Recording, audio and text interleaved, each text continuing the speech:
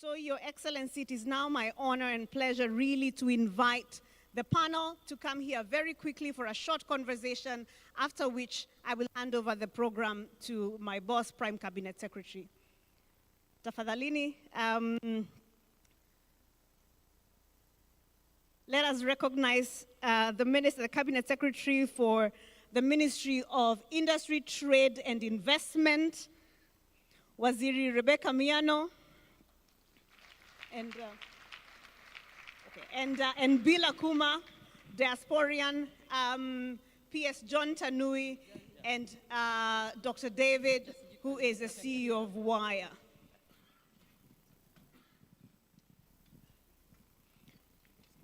Very well.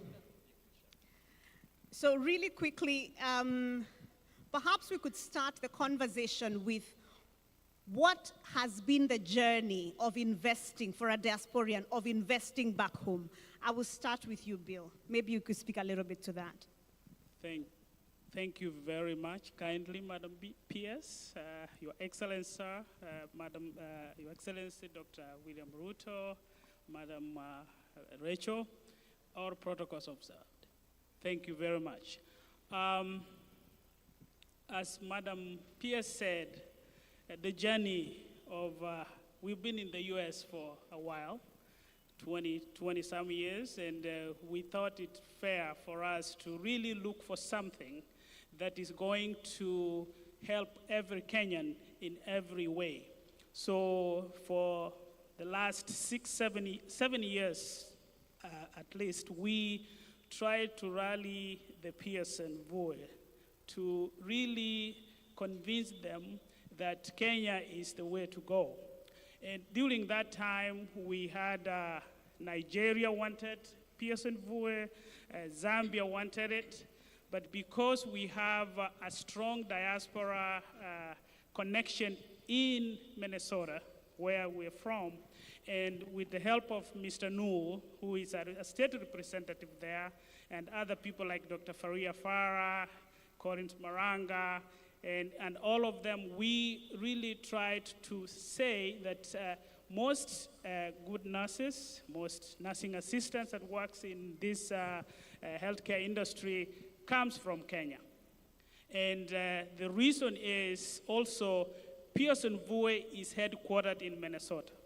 And Minnesota has about 10, 15, 500 Fortune companies. So the journey of doing it is collectively. I know there were some panels here that say that we need to partner and collaborate.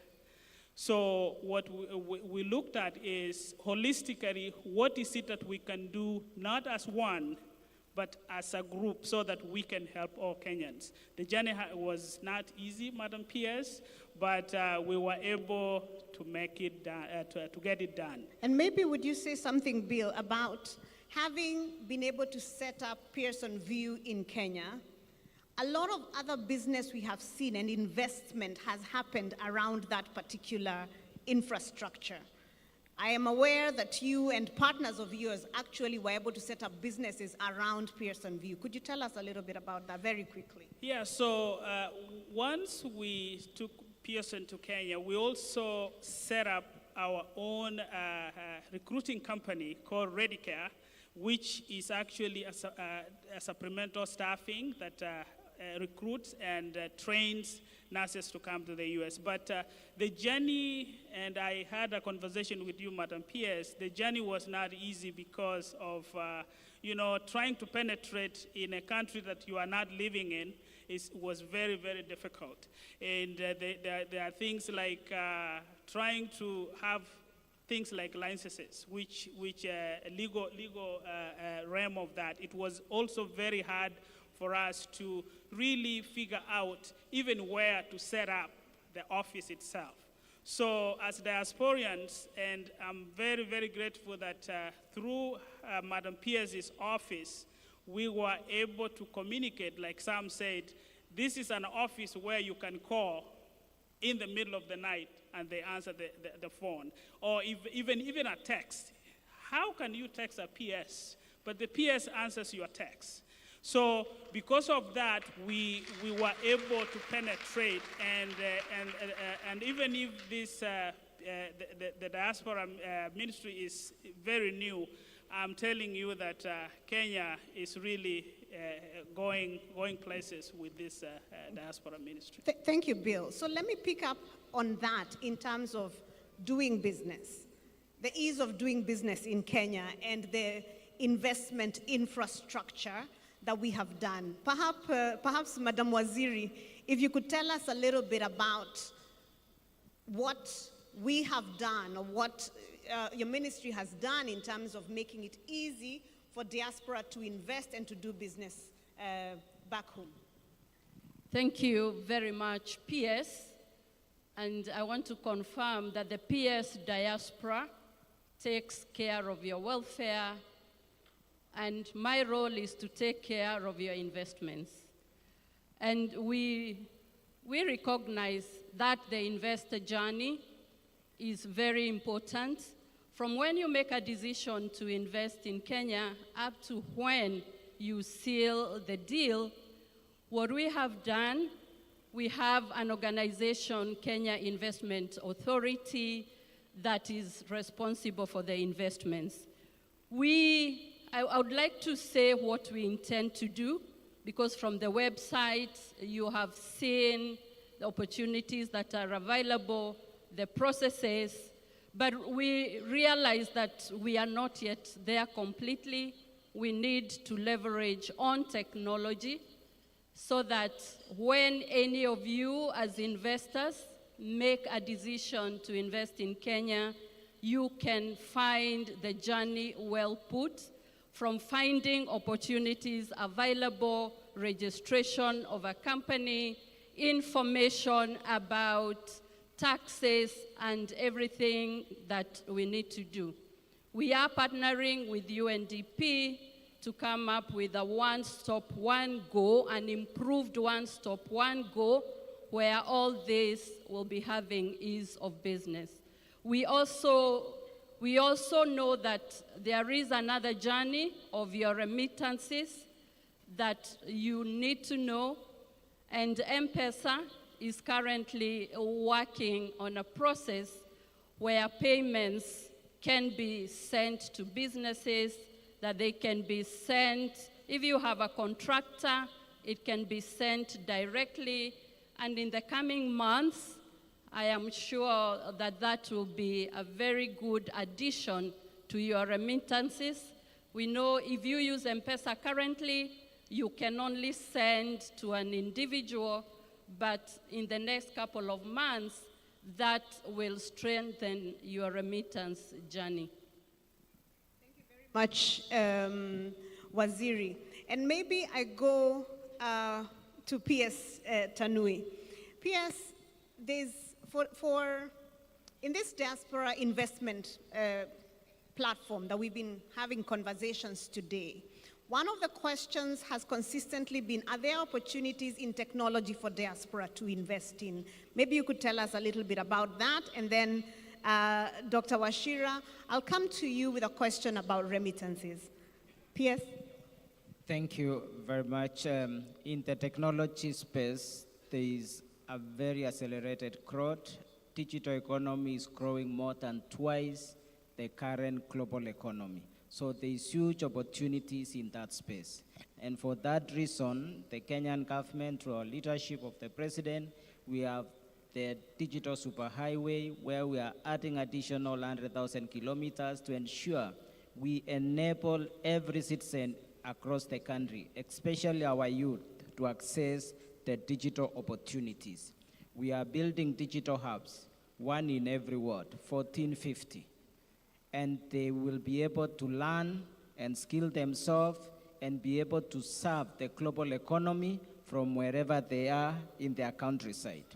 We've seen the attraction of business process outsourcing players in Kenya, and we see this a great opportunity to our diaspora, because this is a growing and an emerging space with the potential of 500,000 jobs in the short run. These PPOs are opportunities that diaspora can invest. We have some who have set up now with 8,000 seats and functioning and earning revenues and attracting even more investment. We see in a very short period we can have 50,000 and in the long run 500,000. You are able to create opportunities which could have been here in this country to be realized at home. The digital hub that we have put up can be an investment to a diaspora. You can pick up one digital hub and be able to have a number of young people and they can work and serve this country from Kenya. Just to add the aspect of talent in Kenya, we have now Microsoft who has put up a software development center in Kenya is an evidence of the talent we have. Amazon Web Services has also put up a development center. Hapo is also putting up a development center in Kenya very soon, endorsing the talent that we have. So our diaspora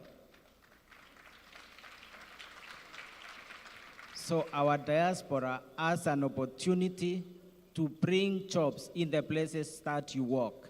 You can actually bring jobs that can be done on the back office to be done in Kenya, and you can run it as a business. We have a few gentlemen who have come back to Kenya and they've set up and they are functioning and running. Two more other things we are doing.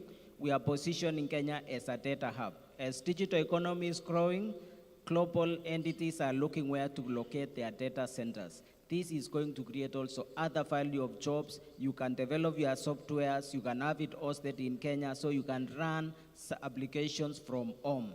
You can work with the talent in Kenya and you can export services. We are going to the next level of technology and looking how we can play at the global level of semiconductors and many other high-tech things, which you are positioned as diaspora. You work with some of these tech companies, and these are some of the jobs you can bring home, and you can play a role in that ecosystem. Thank you. Thank you so much, PS Tanui, for that. Now, financing for those kinds of investments. Dr. Wachira, could you speak a little bit about your bank, Wire Bank, the bank for migrants, the Diaspora Bank? Speak a little bit about that and the work you've done and how you can connect those investment opportunities with financing. Yeah, certainly. Thank you. Thank you so much. And Your Excellency, so good to see you again. I hope we gave you the warm welcome that you gave me last month. Thank you so much. Without further ado, I would like to say, jumping on the question that he had, there are a lot of opportunities for technological investments. We ourselves are raising around a $5 million round at a $25 million valuation. So there's a lot of opportunities to invest in Kenyan tech startups like us. But more to the question that you asked about remittance flows and moving money to that direction. We got into this space because of a story that's very familiar for everyone here. I sent money for a piece of property and it got lost. I disappeared for about 2 months, and then Equity called me and told me the money was in the bank account, and I asked where had it been for 2 months, and there was not a very strategic answer. But we realized that remittances and the cost for remittances are just a small part of a very large problem, and the large problem is because we do not control the financial rails. And because we don't control the financial rails, we can always be championing the issue of remittances, but if we're not the ones on the driving seat, it still becomes a problem. So if the Kenyan government wants to increase the remittances to the trillions that it wants to, there's a very big avenue. And as was said here in the previous panel, the vast majority of remittances right now go to social services, healthcare, and education. If we want to get them to investments, they have to move through different rails. And I have nothing against, Sendwave and Cash App and all those other ones, but they're not how you will buy property, $200 at a time.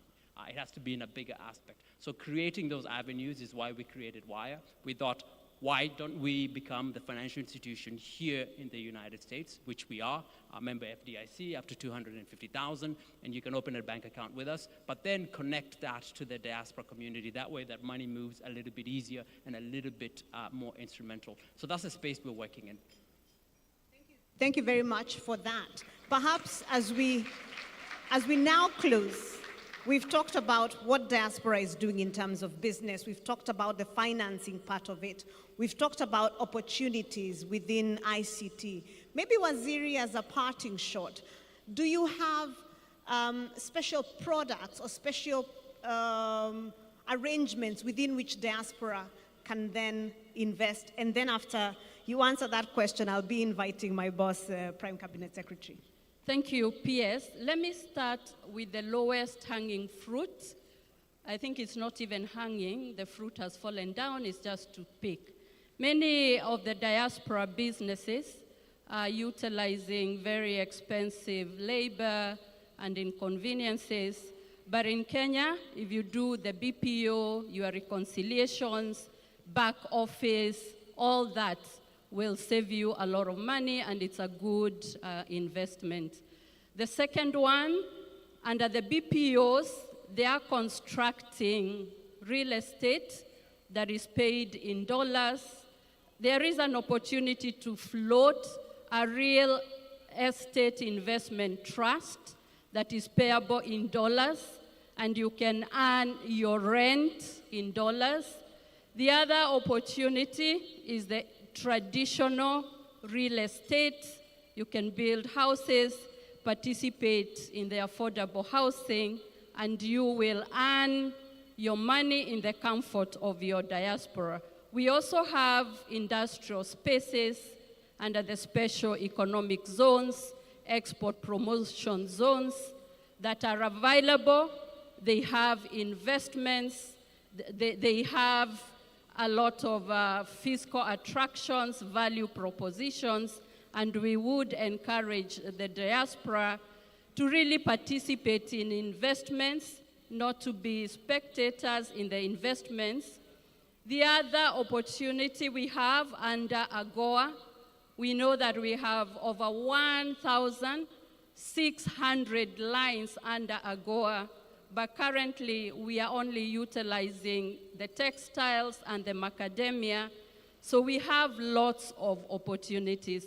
And for products that are to be exported out, we know that Kenya has endless opportunities. The problem is not production, but it is the marketing. And with all the knowledge that is available to you here in the US, you understand the market, it will be a great opportunity to get markets, and then we bring investments. So thank you. Thank you very much, Waziri. And thank you very much, PS. Thank you very much, Dr. Wachira and Dr. Akuma. Asanteni sana for a fantastic time.